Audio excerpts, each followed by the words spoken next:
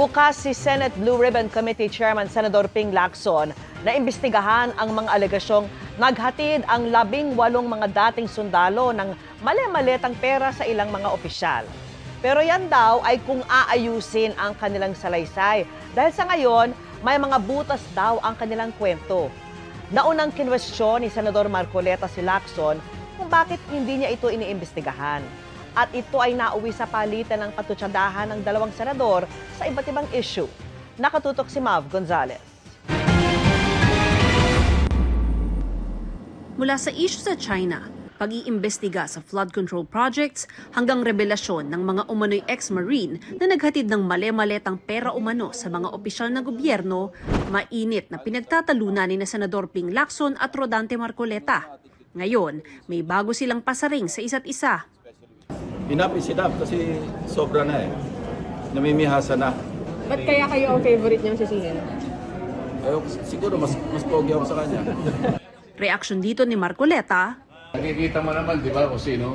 isang pinagtatalunan ng dalawang senador ang investigasyon ng Senate Blue Ribbon Committee sa maaanomalyang flood control projects. Giit kasi ni Marcoleta, ipatawag sa pagdinig ang 18 nagpakilalang dating tauhan ni dating Congressman Zaldico na nag-deliver umano ng mali-maletang kickback sa ilang opisyal ng gobyerno.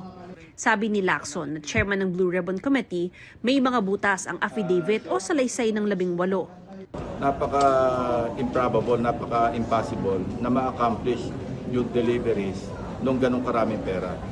And, I have it on a good source na yung withdrawals during the period in question, sabihin natin 2022 hanggang 2025, ang biggest single withdrawal, 20 billion lang eh.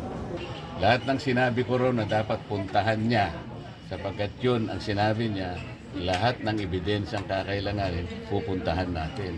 Ang dami ko sinabi sa aking privilege. Kung sino-sino ang dapat napuntahan. Diba? Hindi niya sinagot.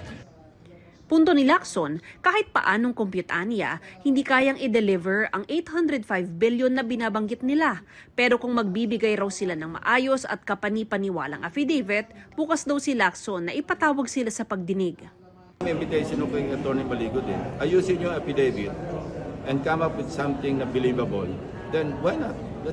Alam mo, hindi naman natin sabing walang deliveries. For sure, merong nangyaring deliveries. Pero wag nilang i-exaggerate kasi lalong walang mangyayari sa investigation kung guguluhin mo. Hirit pa ni Lacson, tila pinaparot lang ni Marcoleta ang posisyon ng China kaugnay sa West Philippine Sea.